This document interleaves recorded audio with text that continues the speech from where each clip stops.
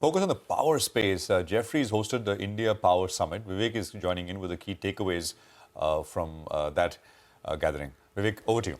Well, absolutely. They hosted quite a few important stakeholders at that particular Power Summit.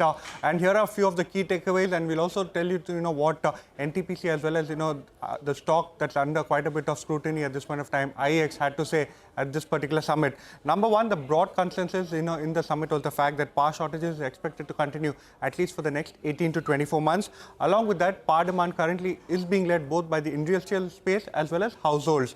Power generation as well as, transmission and distribution investments, they expect will rise 2.2 times to almost $280 billion in the time period between FY24 to FY30, and this is when you're comparing it to FY17 to FY23. So significant capex is what is being envisaged. Now coming to NTPC, they've also spoken about the very strong demand. They're saying that they are on track to achieve 15 to 20 gigawatt of renewable energy capacity by FY25, and along with that, the key point to focus on as far as NTPC is concerned is the monetization of the renewable energy arm. Now coming to IEX, the major overhang continues to remain whether or not India will adopt market coupling.